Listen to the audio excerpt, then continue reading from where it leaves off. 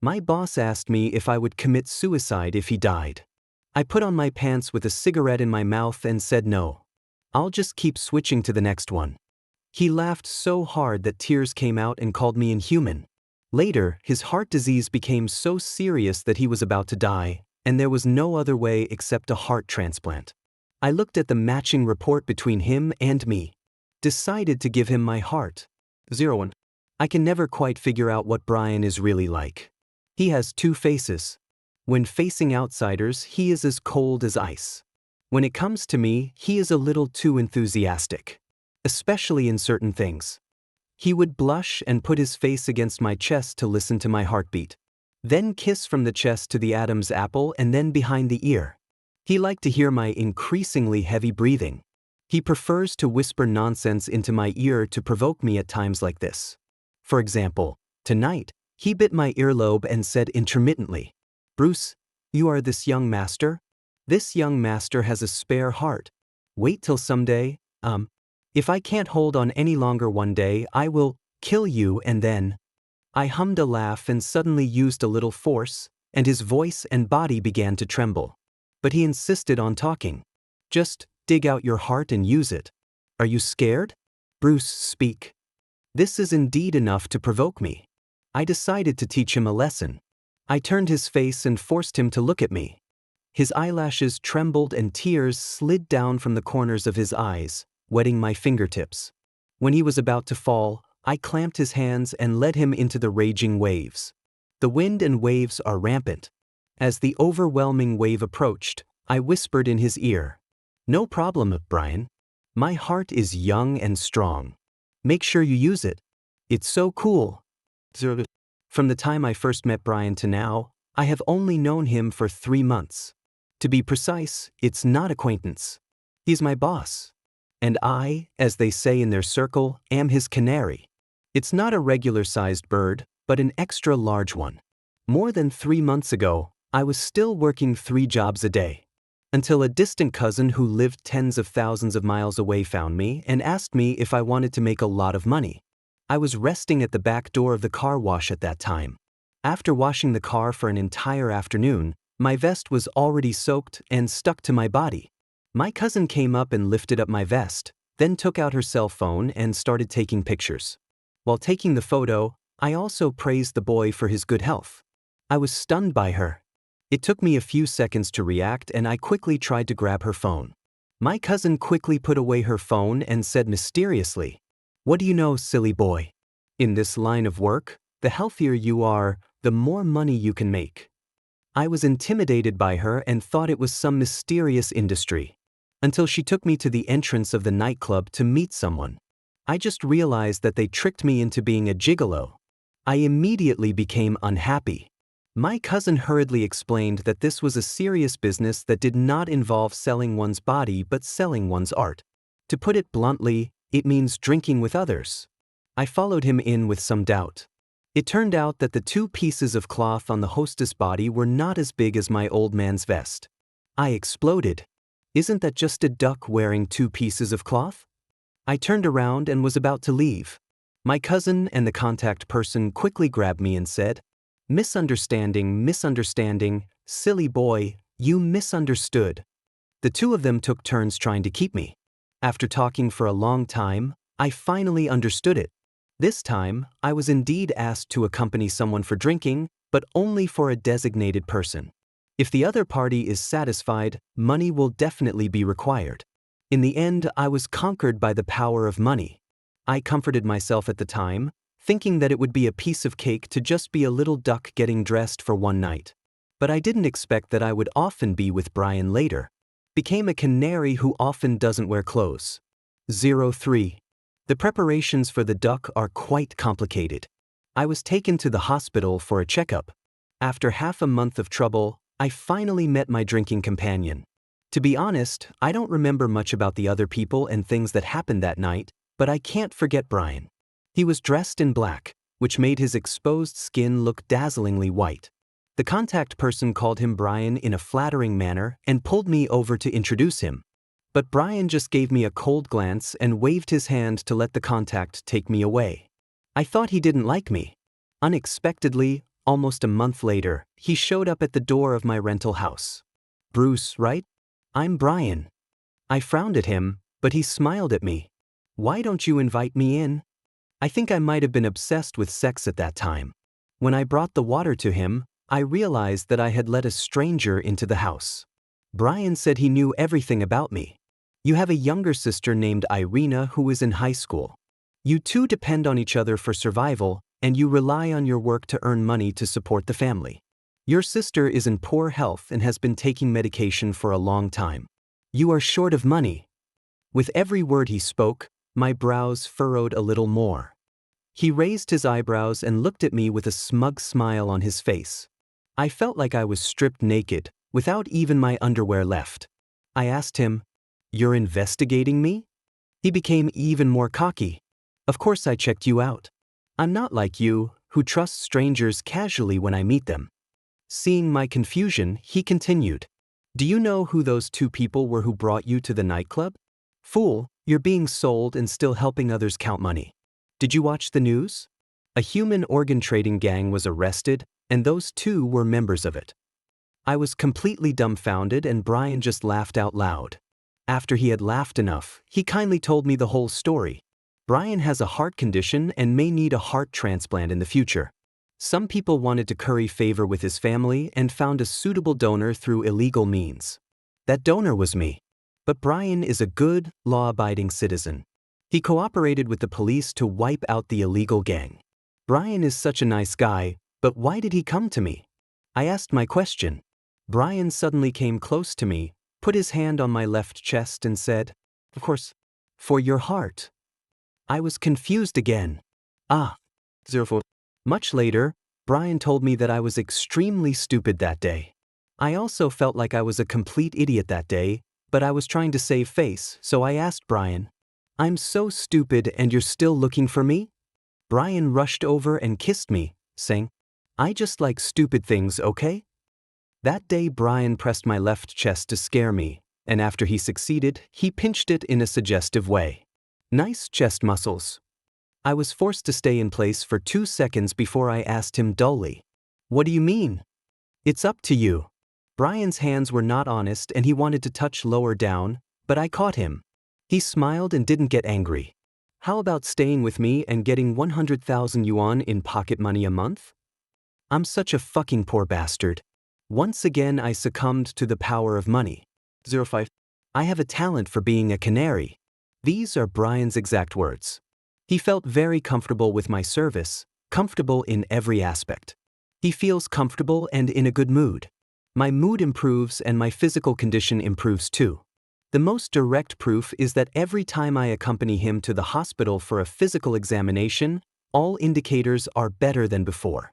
It's funny to say that other people have to go to some romantic place for their first date. My first date with Brian was when I accompanied him to the hospital for a physical examination. I originally thought I would have to wait in a long line at a public hospital, but Brian took me to a private hospital. Brian provided VIP service throughout the whole process and gave me a glimpse into the life of rich people. His attending physician praised him for his recent good condition, and Brian immediately rewarded me with $52,000, saying it was my credit. At that time, I was still a novice canary, and I was thin-skinned and would feel embarrassed to receive huge sums of money. I blushed and said I didn't want any money, which made Brian so happy that he hugged me and kissed me. He kissed her and said, "Bruce, you're so cute. I'm falling in love with you." Brian felt comfortable again that night. He nestled in my arms, looking dazed, his breathing soft and steady. Just when I thought he was about to fall asleep, he opened his eyes again. He turned over and lay face to face with me. He called me, his voice low and soft. "Bruce. Call you a minute." He stretched out his slender fingers and gently traced the outline of my cheek. After a while, he spoke again. "Bruce, I like your name. It sounds good and looks good." His hand had already reached mine, and he slowly took my hand and interlocked our fingers. Brian liked my name and was curious about its meaning. But actually my name has no meaning. My name is Bruce and my sister's name is Irina. We call them that because these are the only two my mom knows.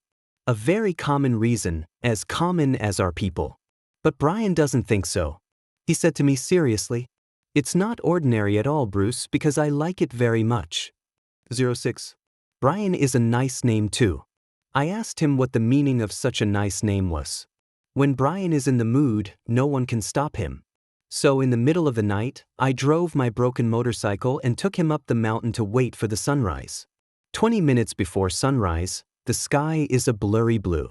Brian asked me if it looked good. I said it looks good. He asked again, "Do you like Brian?" I didn't say anything but took out a cigarette box from my pocket, picked up a cigarette and put it in my mouth. But I couldn't find the lighter. Brian also took a cigarette. He took out my lighter from his pocket and lit the cigarette. He took a puff of the cigarette and exhaled slowly. In the gray smoke, he held my chin and brought his cigarette close to mine. Tiny sparks spread from one end to the other. He looked up at me, his eyes wet like morning mist. "Brian likes you." 07. Brian always complains that I'm a dull person. "Bruce, is your mouth welded shut? Is it so difficult to hear you say you like me?" It was a weekend night. Brian and I took Irina home, but he refused to leave. She insisted on squeezing into the small bed with me in the rental house. He hooked his foot on my calf, but I ignored him. When he saw that I didn't react, he suddenly turned over and knelt on me. He held my face in his hands and threatened me fiercely. "Answer me quickly. Otherwise you'll die sitting here." He looks really good when he gets angry. I couldn't hold it back and laughed out loud, raising my hands in surrender to him. Okay, master, I'll tell you what I'm saying. I like you." He rolled his eyes in disdain and scolded me for being perfunctory. But he suddenly attacked me again, leaned over and gave me a quick kiss, then said, "I like you too, idiot." I asked him when he started liking me. He answered fiercely like a kitten showing its claws. "I fell in love with you at first sight. Do you understand?" Brian stayed on me and refused to get off, asking me if I also fell in love with him at first sight. I told him to guess. Brian was not satisfied with this answer. He turned into an angry cat and bit my Adam's apple. The slight pain mixed with numbness and itchiness made me tremble and lean back unconsciously. Brian was pleased with my reaction. He put his hands on the back of my neck and threatened, "If you don't tell the truth, the next bite won't be here." "Bruce, are you scared?" I raised my eyebrows at him and said I wasn't afraid. He smiled maliciously. "Then I'd like to see. When will you be afraid?" He came closer, put his nose against mine and whispered, "Wait for your surrender, Bruce. Brian is too arrogant. Someone needs to discipline him." So I leaned over and bit his chattering mouth. "Then let's compare. Let's see who surrenders first." 08. Unfortunately, there was a lot of thunder but little rain that night. In the room next to us, there was a good kid named Irina, who was doing her homework diligently. So at the last minute, Brian took the initiative to push me away. He said, "Don't lead your sister astray." Then he pinched me again and said, "Make it up to me next time." Brian and Irina get along quite well, and when they are together they are like two elementary school students. My sister likes Brian and always says it out loud.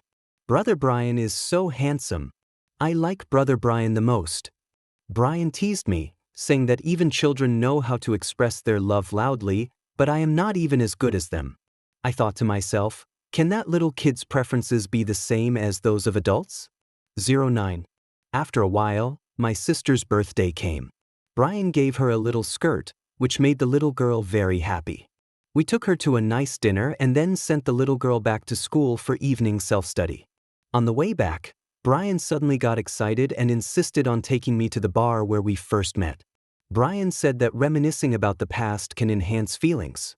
In the end, he didn't recall the past, but he did meet Brian's old friend.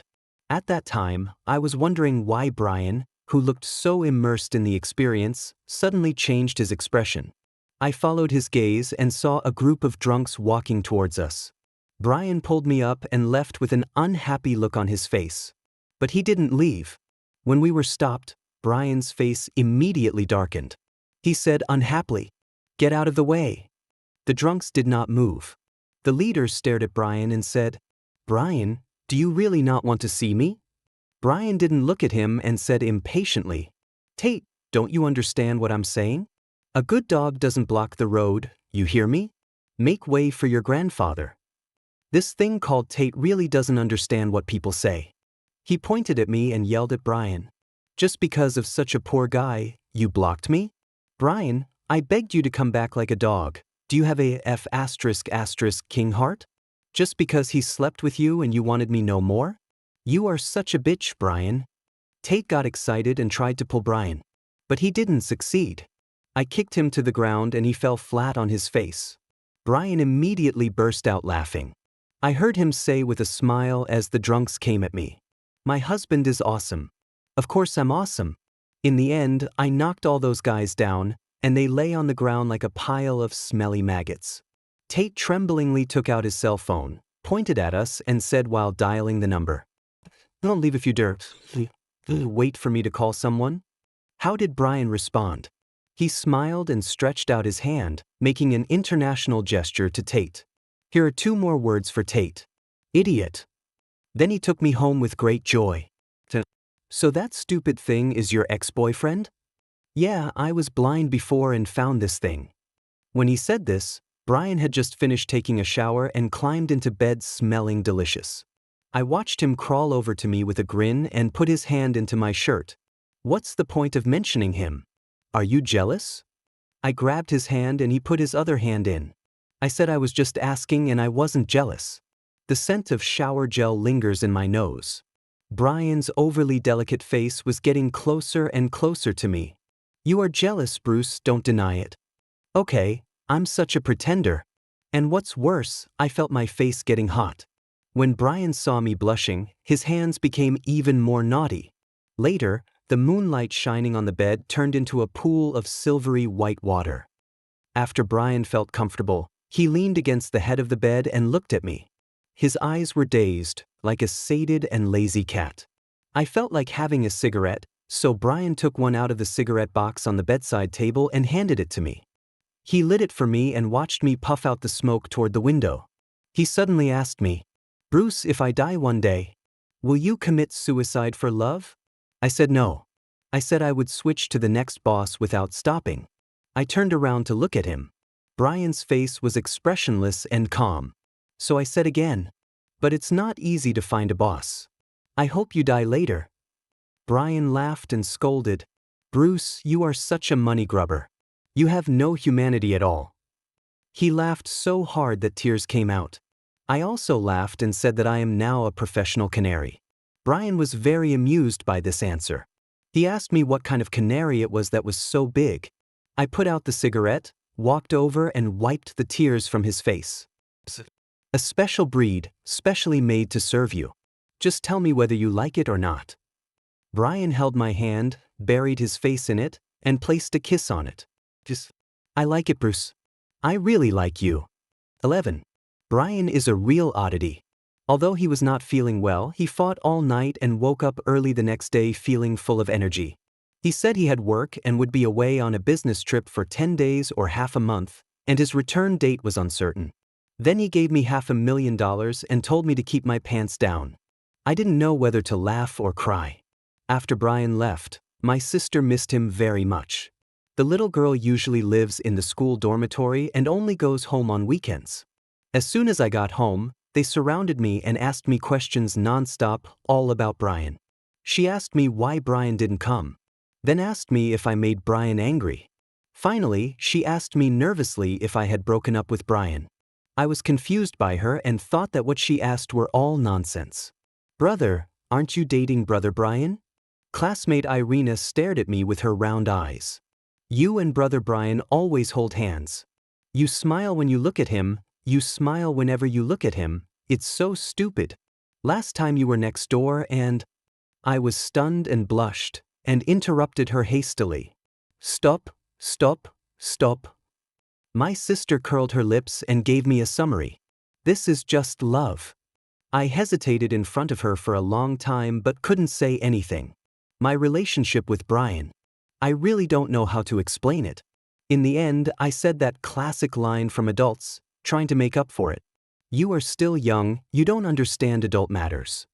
My sister snorted, shook her pigtails, turned into her room and closed the door. Something happened while Brian was away. One of them was that Tate approached me. He blocked me in an alley by himself and said he was going to beat me up to get back the loss he suffered last time. So you are a canary? That really makes me laugh to death. Do you know what a canary is? It's just a little pet that Brian keeps around to amuse himself. Brian is just playing around. How serious do you think he is towards you? Will he tell you the truth? Are you worthy of hearing the truth? Tate lost because he talked too much. When he fell to the ground again, he just started crying. I raised my foot to leave. He burst into tears and suddenly pulled my trouser leg. I thought he was going to fight again, but he sobbed and said, "Don't go, don't fucking go. Listen to me." I didn't want to pay attention to him, so I pulled up my trouser legs and prepared to keep walking. Tate cried even harder. Don't you want to hear what a defeated opponent like me has to say? I am really impressed. This guy is such a comedian. Half an hour later, Tate and I were standing side by the river, smoking. He told me about his past with Brian. They are the second generation from the same circle, and he took the initiative to confess his love to Brian. But they didn't stay together for long and broke up. There was no cheating, no mistress. We just broke up. Tate said Brian was like a gust of wind, or a bird longing for the sky. He said he couldn't keep Brian, no one could keep him. He always speaks a mixture of truth and lies, and I have no idea which of his statements are true. I don't know if he ever loved me. He probably never loved anyone. He only loved himself. Tate looked lonely. He took off his glasses, wiped his tears, and continued. I don't feel safe at all with him. When he gets tired of playing, he will naturally leave. He turned to me again. You may not believe me, but sooner or later you will understand. I stared at him for a while and said coldly, "You can go now." After Tate left, I leaned on the fence by the river and watched the sunset. Birds flew past me, chasing the setting sun. The receding figure gradually became a black dot until it disappeared. The phone suddenly vibrated. It's a message from Brian. The work is finally done. I'm coming back. Do you miss me super much? I suddenly began to feel upset. Brian, is there any truth in what you said to me? Brian didn't let me pick him up. He asked me to go directly to his apartment and wait for him. He was still very enthusiastic and hugged me and kissed me. He put his hands on my chest and listened to my heartbeat, then leaned in and whispered in my ear that he missed me. He said he was so busy with work recently that he was almost suffocated and he missed me so much. I responded to him with a silent kiss. But Tate's words popped into my head. He always speaks a mixture of truth and lies, and I have no idea which of his statements are true. You may not believe me, but sooner or later you will understand. I started to lose focus. Brian started talking trash and provoking me as usual. When Brian was talking nonsense, he said all sorts of nonsense without any regard for the seriousness. This is his hobby, and I used to just think of it as a hobby. But something was wrong this time. There's something wrong with me. Bruce, if you can't do this, I will take your sister's heart. Brian was still talking and laughing. I suddenly pushed him away and said irritably, Brian, don't joke like that. I'll give you the heart if you want it, but don't go after my sister. My angry look scared him, and Brian was stunned for a moment before he reacted. He kept apologizing to me. He said he considered Irina his own sister. He said he was used to speaking without restraint and promised to change in the future. He cursed himself for having a foul mouth. He even tried to slap himself, but I stopped him. I don't know what's wrong with me. I asked him in a very bad tone, Brian, have you ever told the truth? Is it fun to lie to people every day? We started arguing. Brian finally got angry and asked me why I didn't understand him. He called me and Tate, both of us complete idiots. That's a really harsh insult. It makes my heart ache. I shut my mouth and didn't look at him again. Brian quickly realized that he had said the wrong thing and immediately tried to hold my hand. But I took a step back and there was some distance between us. Then I said something. In fact, I regretted this night and this moment countless times afterwards. But that's life. If you take one wrong step, all steps will be wrong. Brian, did you know your mother came to see me? She said 3 million for my heart. 14. Another thing that happened while Brian was away was that his mother came to see me. It was a Friday morning and I woke up before dawn. The weather forecast for Brian's business trip location popped up on his cell phone, indicating that it would rain and the temperature would drop that day. I took a screenshot and sent it to Brian, reminding him to wear more clothes and bring an umbrella when going out. Then he fell asleep again. I woke up again to the sound of rain outside. It was raining here too. I picked up my phone and took a look. Brian's reply came 3 hours after my tip. He replied, "Baby, you are so thoughtful. I love you, love you, love you. Today I have a lot of work to do. It's going to be another busy day. I miss you. I'm going to pick up Irina to go home for the weekend in the evening." The little girl sent me a message the day before, saying that she wanted to eat the braised pork made by her brother. So I went out to buy groceries. By the time I was walking home, the rain was getting heavier. I thought to myself, it's a good thing that I sent a message to Brian, otherwise, given his personality, he definitely wouldn't have checked the weather forecast before going out. When I was almost downstairs of my house, I saw a car parked there in the rain and fog. The low-key and luxurious black sedan is out of tune with the dilapidated surroundings of the old building. As I approached, the car window slowly rolled down. Someone called me. "Bruce. I'm Brian's mother. Can we talk?" 15.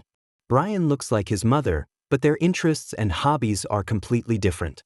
This was my first thought as I sat across from Brian's mom. Brian never likes to come to this kind of quiet and deserted coffee shop. He prefers street food, food stalls, and nightlife parties.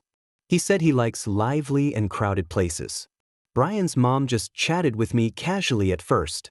She said she knew about Brian and me and she didn't object. She told me some more stories about Brian's childhood. Brian was naughty and active when he was a child and loved sports. Swimming and tennis were his best sports. Until Brian's heart. Sorry, I got a little emotional. The lady choked up as she spoke. I handed her a tissue and she took it and gently wiped the corners of her eyes. Brian may not have told you about our family. She adjusted her mood and continued. My husband died of sudden cardiac death when Brian was in middle school. There's a history of heart disease in their family, and I thought Brian was like me, but he inherited it from his dad. He even has the same blood type as his father. I can't even give him my heart. In the end, she couldn't control her emotions and cried silently. I didn't say anything and waited quietly for her to calm down. After the lady calmed down, she finally started talking to me about real topics. She said she had taken the liberty to investigate me and knew that my sister was sick and my family was short of money.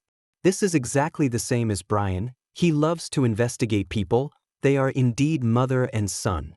She added, the family specially invited foreign experts to examine him. His condition is already very bad. This time the experts came and have already decided on the surgical plan. We are just waiting for a suitable heart. I know it's offensive to say this, but I interrupted her and asked, "Miss, did you know the recent news about Brian cooperating with the police to catch an organ trafficking criminal gang?" Our conversation came to an abrupt end. Outside the huge floor-to-ceiling window, heavy rain continued to fall. A thin layer of mist climbed up the floor-to-ceiling window, and the world outside the window gradually became blurred. In the silence, the noble lady spoke again. "I know. But Bruce, I'm a mother. I couldn't watch my child die. So I beg you to consider it. The money and other conditions are negotiable. Please, Bruce, save Brian." 16. Brian's mother passed away not long after. She had to go back and continue the examination with Brian. I continued to sit for a while. The coffee in the cup has gone cold. My phone suddenly vibrated. I opened it and saw it was a message from Brian. "Baby, I'm so busy. I just had dinner at this hour. Have you eaten yet? Do you miss me?" Brian. Why pretend to be on a business trip? Bye. I closed my eyes. The sound of heavy rain outside the window is so loud that you can hear it even through the thick glass. This rainstorm in late summer and early autumn also fell in my heart. 17. Brian didn't know his mother had come to see me. As soon as the words, "3 million to buy heart," came out, Brian's face changed instantly. His lips trembled as he asked me, "Bruce, what do you mean?"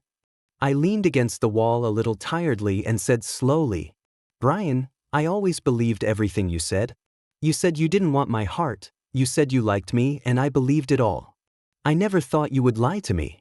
When you said you were on a business trip this time, I believed you. But you're not on a business trip." A dull pain welled up from my heart, as if someone was using a rusty knife to torture my heart, to torture me. "All you need is my heart, right, Brian?" I thought Brian wouldn't lie to me. But the world is not made up entirely of truth. Lies will always exist, whether malicious, well-intentioned, or unintentional. One lie does not mean all lies. But I didn't understand this truth at that time. I was leaning against the wall, with Brian's mother's pleading, Brian's lies, and Tate's words flashing through my mind. Brian stood in front of me, tears rolling down his cheeks, and kept saying, "No, Bruce, I didn't mean to lie to you. I'm just worried that you might overthink it. I've never lied to you before." All this turned my brain into a boiling, chaotic pot of hot porridge. I interrupted him painfully. "Brian, I can't tell. I can't tell which of your words are true and which are not."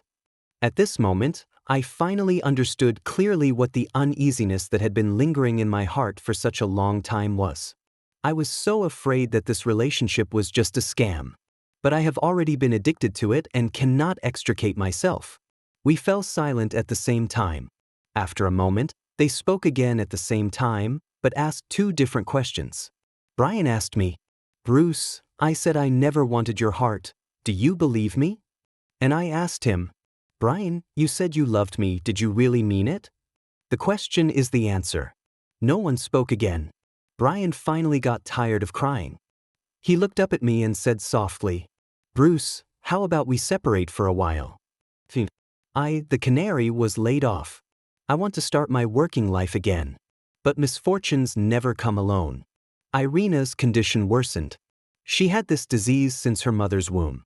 She couldn't get a cure because she had no money, so she had to rely on medicine to survive. The complications caused by this cold directly sent the little girl to the hospital. Fortunately, I had saved some money from my previous career as a canary, so I had the spare time to stay in the ward to take care of her. The little girl was lying on the hospital bed in a daze, but she was still thinking about Brian.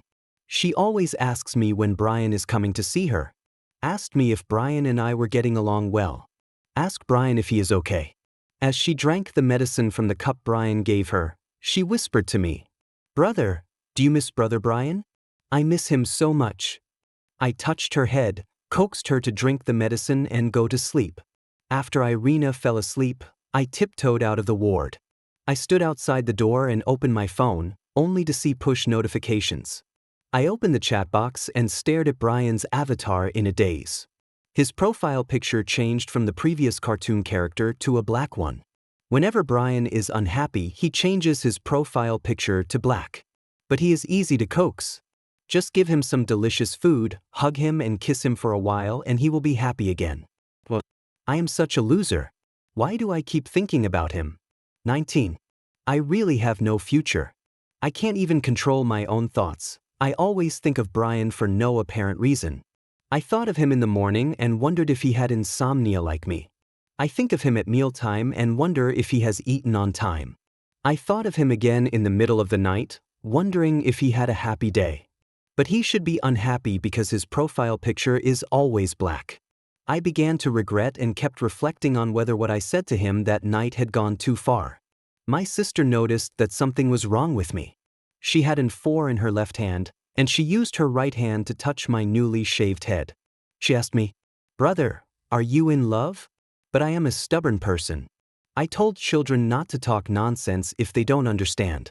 My sister rolled her eyes at me and started playing with her phone. After a while, she called me again. Brother, why did Brother Brian's chat card change? A sad man, why is he called this? Brother, did you bully him?" I covered my ears and fled from the ward in embarrassment. A sad person? Brian is really interesting. I was a little annoyed, so I changed my own chat card. I changed it to another sad person. After nearly a month of treatment, Irina's condition finally stabilized. The doctor told me to go home and recuperate. On the day we went home, Irina walked in front of me. The two braids on the back of her head swayed with every step she took. I stared absent-mindedly at her braids, wondering if I should find some time to go find Brian. When I was almost home, my two braids suddenly flew up. Then the little girl screamed in surprise. Brother Brian, why are you here?" She ran forward and threw herself into the arms of the man in front of her. The man caught Irina and looked at me with his red eyes. I originally thought that I was a man with a temper. After all, we just broke up not long ago, so you should at least pretend to be cool. But Brian is too talented. He just said two simple words and I lost my temper. Bruce, long time no see. I miss you so much." He also smiled at me. All of a sudden, all my messy thoughts disappeared, and only one thought remained. Just lie to me. Even if you lie to me, I will be willing to do it in this life. 20. Brian can still pretend to be cheerful and talkative in front of his sister. But when he came into my room at night, he stopped pretending. He threw me onto the bed, hugged me tightly, and started crying again. Irina was sleeping in the next room. Brian didn't dare cry out loud, so he buried his head in my clothes and cried desperately. I really doubt that he is a man made of water. My clothes were all wet with his tears. "Bruce, I broke up with my mom. I am poor and destitute now. I can't even afford food. You can't chase me away." He held my face and kissed me fiercely, talking as he kissed me. "Don't listen to other people's nonsense anymore. I can live well without your heart." He took a deep breath and buried his head in my neck again, and hot tears slid from the corners of his eyes into my heart. "Bruce, I will never lie to you again. Don't leave me." The days that followed returned to how they were before. The only difference is, I went from being a domestic canary to a hard-working ox. I am responsible for working and earning money, and Brian and Irina are responsible for living happily. But Brian is indeed a knowledgeable young master. He felt sorry for me working hard and earning so little, so he thought about it and came up with an idea. One night, Brian climbed into bed. When I wasn't paying attention, he suddenly lifted up my shirt. Then he pinched my abdominal muscles hard. He asked me mysteriously, "Baby, do you want to make a lot of money?" This sounds a bit familiar. He said that in this industry, the better your health, the more money you can make, especially for a hunk like me with 8-pack abs. Seeing that I looked at him strangely, he added that it was definitely a serious business. He ran his hands over my abdominal muscles and asked me, "Dear, guess what I'm doing?" I answered him with a straight face. "Baby, I don't want to be a duck." 21. It's definitely not being a duck. It's because I have improper thoughts. Brian laughed so hard that he fell over, and then told me that he was running his own media. When Brian gets excited, he gets to work. I am also happy to accompany him. So I worked during the day and came back at night to help him tinker with self-media. Brian is a blogger who posts about daily life, and occasionally posts photos of his abdominal muscles. The abdominal muscles are mine, and the photo was taken by him. Brian shoots and edits enthusiastically every day, sometimes working until midnight. In the end, he really made some achievements. Although he has no income yet, he has gradually become a blogger with some fame. On the day when the number of fans exceeded 10,000, Brian made a cake to celebrate. The cake is ugly, but it tastes pretty good. He hugged me and said, "Bruce, things will get better." 22. The winter of this year was terrifying. Irina's illness recurred and she was hospitalized several times. When she was unconscious, she pulled my hand and kept calling me Mom. She has the same disease as my mother. My mother died of this disease in the winter 10 years ago. Irina was very sick. She held my hand and cried. She asked me, "Brother, am I going to die?" I held her cold little hands in my own and comforted her. "I'm here. I won't let you die." The doctor told me that there is currently no good treatment in the country. If conditions permit, you can try going abroad. There is a new treatment abroad that may offer a glimmer of hope. It wasn't until the first snow fell that Irina's condition was finally under control. Brian and I took her home. We wrapped her tightly, and from a distance she looked chubby, like a New Year picture doll. She held my hand with one hand and Brian with the other, and smiled very happily. Actually, Brian isn't that well either. The frequency of his self-media updates has become lower and lower because his body can no longer take it. He secretly took the quick-acting heart pills several times. I began to persuade him to go home. But this man suddenly turned into a stubborn donkey. No matter how much good and bad words were said, he just pretended to be deaf and dumb. He also asked me, "Go home? Go home to what? Bruce, isn't this my home? You promised me at the beginning you can't chase me away. Bruce, if you keep mad at me, I'm going to get sick." 23. No matter how stubborn Brian is, he is not as stubborn as his illness. In early spring, he took me to shoot on location. He was directing my movements with one foot, and then he suddenly fell down. I took him to the hospital. The hospital notified his mother. Unexpectedly, Tate was the first to arrive. He came in a hurry and even wanted to rush into the emergency room, but was stopped outside by the nurse. The nurse asked him who the patient was.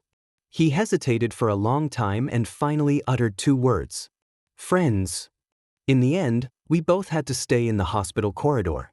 He was so irritated that he wanted to fight with me. But due to the previous two experiences of lying on the ground, he could only restrain himself in the end and squatted on the ground and cursed me in a low voice. I'm in no mood to argue with him. I looked at the emergency room and prayed to all the gods in my heart. Tate talks too much. Even if I ignore him, he can still keep on talking for a long time. Finally, he couldn't bear it anymore, so he grabbed my collar and said, "Bruce, do you really think you love him like this? He needs a good doctor, good treatment. Can you give it to him? What can you give him? You'll kill him sooner or later. Why won't you let him go home? Please let him live, I beg you." Tate is certainly right. Brian, if he follows me, he will be dead sooner or later. But I want him to live. 24. When Brian woke up, I was gone. I blocked all his contact information and even moved quickly. According to Tate, Brian was controlled by his mother and was so angry that he got mad every day in the hospital. I felt relieved to hear him say that. At least I have the energy to make a fuss. My sister asked me what was going on between me and Brian. So I told her that we broke up and we couldn't be friends. My tone was very firm. My sister didn't say anything else. She just said, "Oh," and lowered her head and went back to the house. "You little brat, you really don't understand anything." I went back to work at the car wash, and when Tate found out, he came every day to take care of my business. According to him, we are now brothers in distress who share the same suffering, and it is our duty to help each other. I am really impressed. He is just a comedian. And his habit of talking too much became more serious. Tate probably thought that we were both unfortunate men who had lost Brian, and therefore had more common topics. So even if he had no business, he would come and chat with me. "Bruce, have a cigarette? This is terrible." He immediately handed me a cigarette while I was resting.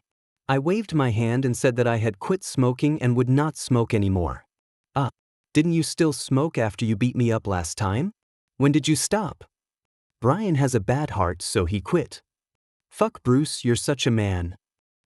When Brian was mentioned, we two poor men started to feel depressed at the same time. In the end, without saying much, they both became depressed. 25. Summer came in a flash. Because Tate is busy with his family business, he gradually has less time to chat with me. Whenever we chat, Brian is always mentioned. This is the only way for me to find out about Brian's recent situation. In fact, Brian came to see me during this period. He investigated me secretly again and found out my new residence. "Bruce, long time no see." He had lost a lot of weight and stood at the door looking at me pitifully, like an unwanted stray cat. I sighed and let him into the house. On weekday evenings, Irina lived in the school dormitory, and Brian and I were the only ones sitting opposite each other in the room. He seemed to be talking but stopped talking several times, and I knew he had a lot to say. But in the end, he just asked me cautiously how I was doing recently. In just half an hour, we spent most of the time looking at each other in silence. Finally, Brian stood up and prepared to leave. I walked him to the door and was about to open it when he suddenly stood up, hugged me, and kissed me. I neither pushed away nor responded. I pretended to stand there like a log. When Brian let me go, his eyes were wet. He asked me, "Bruce, I'll give you money, you name the price and we can go back to the way we were before, okay? I tried hard to resist the urge to wipe his tears and whispered, "No, Brian, there's no need. I've long since given up the canary business." He bit his lip and looked at me for a long time. Finally, he wiped away his tears, turned around and opened the door. "I see. Goodbye, Bruce. Take care of yourself from now on." 26. I did a lot this summer. I went to the cemetery to see my mother, cleaned the tombstone, and prepaid the management fee. Finally, I lit a stick of incense and asked her to bless Irina with a safe and smooth future. I enrolled my sister in a TOEFL class and asked her to study English seriously, at least to the point where she could speak English clearly in a conversation with others. I also found an opportunity to invite Tate to my home and let him meet Irina. Tate is also uncultured, drinking in front of minors. When I get drunk, I talk shit to my sister. "Irina, do you know how I met your brother? You know, we used to be rivals in love, and we even fought twice, but now we're both wanderers in this world. Ha! We are now brothers in distress with a bond stronger than steel. Right, Bruce? Your sister is my sister." He even wanted to clink glasses with my sister using the bottle. After being stopped by me, he fell on the sofa with his arms and legs spread out, still continuing to give advice. "So, hiccup, Irina, from now on you can just call me brother, I will protect you." My sister had never seen such a crazy man, so she hid behind me and asked weakly, "Huh? Brother, are all the men in your circle so wild?" When the summer was at its hottest, my sister's summer vacation began. I wanted to send her to live at Tate's house on the pretext that it would be convenient for her to attend TOEFL classes. But my sister suddenly got angry and refused to go. She asked me, "Brother, you've been acting weird lately, what are you doing? Why are you making arrangements for your final resting place?" I was happy, tapped her little head and said, "Little fool, what are you thinking about all day long? A brat is a brat." In the end, I stroked my sister's fur and she obediently went to Tate's house carrying her school bag and dragging her luggage. 27. My sister's intuition was not wrong. Because Brian can't hold on any longer. When I received the news, he had already been taken to the hospital for emergency treatment for the second time. That night I sat on the rooftop and smoked all night. Half an hour before sunrise, the sky is a blurry blue. I suddenly thought of Brian that night, his wet eyes, and the words that were scattered in the wind. "Brian likes you." Then I called Brian's mother. The other side took the call almost instantly. "Miss, does the 3 million you said at the beginning still count?" 28. The deal between Brian's mother and I was actually very simple. My sister, who had a heart transplant, went abroad for treatment, and they covered all the expenses. One heart saves 2 people. This deal is really worth it. They quickly arranged an inspection. The matching report between Brian and me showed that we were a high match. It's as if we are relatives with a mixture of blood and milk. And we were lovers. In the future my heart will beat in his chest and he will continue my life. We are no longer separate from each other. I would love to. 29. The night before the agreed date was a clear night.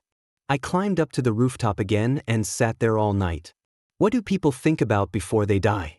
In fact, I don't have any messy thoughts. I just want to take another look at the moment before sunrise. Brian moment. And wait until the world comes to that short period of time. His name is the only thing left in my mind. Brian. The morning breeze blew by. Just like many nights, Brian's fingers gently pinched my cheeks. I stood up from the edge of the roof. The sun rises, the light golden morning sun overflows the sky, and the blue sky is getting farther and farther away from me. I hope he can always be happy in the future and not think of me all the time. Goodbye, Brian. 30. One day many years later, I asked Brian if he would have jumped too if I had really jumped that day. How did he answer me? He smiled and gave me an international hand gesture, and then gave me a 5-word evaluation. Super big idiot. There are 3 more words than the original review given to Tate. I win. And on that day, at that moment, the wrong world was saved by kindness and returned to the right track. The moment I took that step, a loud voice broke everything. "Hello, young man. An old man wearing an old man's vest was standing downstairs, shouting at me with a loudspeaker. "You're going to jump off the building." The powerful words were amplified by the tweeters and echoed violently among the buildings. The silent world was instantly ignited. Later, the downstairs was crowded with people, many of whom were elderly men and women doing morning exercises, as well as firefighters. And Tate actually rushed to the scene as soon as possible and brought Irina with him. My sister was crying and screaming downstairs, begging me not to jump. The firefighters were standing in front of the rooftop railing, constantly persuading the young man not to think too much.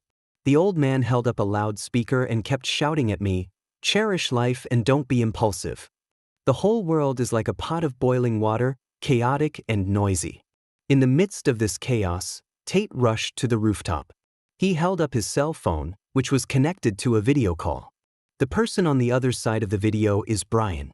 Brian's roar came through the receiver, and he angrily scolded me. "Bruce, you big idiot. If you dare to jump down, I will jump down immediately. Look carefully, I am also on the rooftop. I won't let you go even if I become a fucking ghost." Tate, who was holding the phone, also became anxious. He gestured at me anxiously and shouted at me not to be impulsive. Brian hadn't finished scolding yet. He even scolded Tate and asked him to put his phone straight. Brian kept scolding me, and his voice became distorted at the end. He cried and said, "Bruce, please don't jump. Come back and accompany me for the last time." 31. I went downstairs. Humbly accept the criticism and education from the fire brigade and enthusiastic people. The old man in the distance became another focus of the crowd. He held up a loudspeaker and vigorously reviewed the entire incident to the curious, shouting a few slogans. "Be a good person, do good things, I just like to help others. You only have one chance to live, so cherish your life. Cherish your life." Well, this guy deserves to be the MVP of the game. After the dust settled, Tate drove Irina and I to the hospital where Brian was. He specifically asked me to sit in the passenger seat because he wanted to talk to me on the way. "Bruce, I'm really impressed by you. I thought you had figured it out and moved on. I'm ready to pursue Brian again. In the end, you've made a big mess for your brother." He was so excited that he honked the horn at the car in front of him. "I'm really drunk. Bruce, can you please think about your sister? I'm telling you, if you jump, Brian will definitely jump with you. If Brian were to die, I wouldn't want to live anymore. By then you'll be gone, Brian will be gone, I'll be gone, and your sister will be an orphan. Do you hear me?" Tate kept swearing the whole time, and his saliva was flying all over my face. But for the first time, I felt that he was a nice guy. 32. Caring for patients is something I am very familiar with. 10 years ago, I was the one who took care of my mother during her last moments on the hospital bed.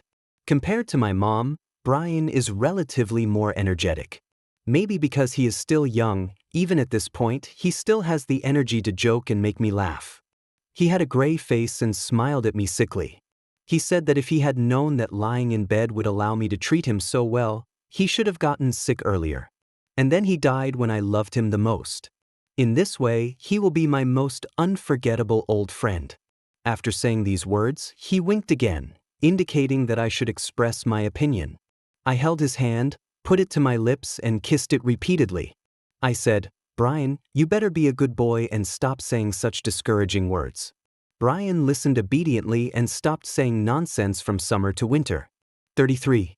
It's winter again. Every winter I get panic attacks for no reason, because winter never seems to be a good season for me. Brian noticed my mood change. He raised his eyebrows and said to me, "Bruce, what are you afraid of? Are you afraid that I'll die? Then let's make a bet. I'll bet I can survive this winter." He said if he won, I would be with him forever. If he loses, he leaves all his money to me. Bruce, am I smart?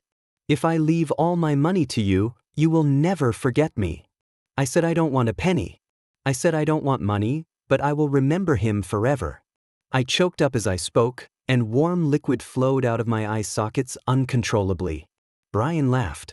His eyes curved into a pair of crescents and he smiled like a cunning kitten. He smiled and said, "Bruce, you really love me. I'm sure to win this one." Just wait until the rest of your life to pay me back. 34. Brian does what he says. He won the bet.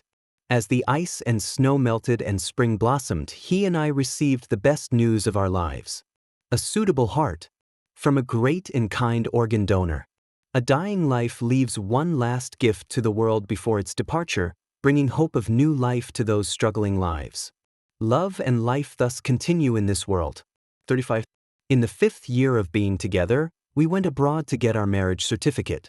Brian excitedly pulled me and said he wanted to travel around the world.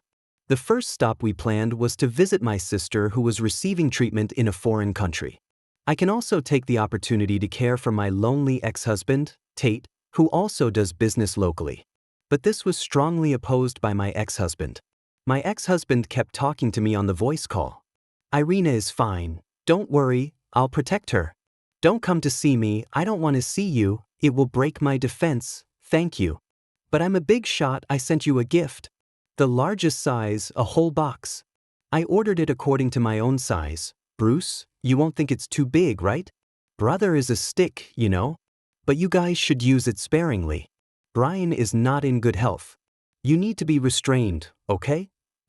After so many years, why has he been talking more and more nonsense? Before my ears started to call use, I hung up the phone on him. Following the sound of laughter, I looked up and saw Brian sitting on a lounge chair on the balcony, holding his cell phone.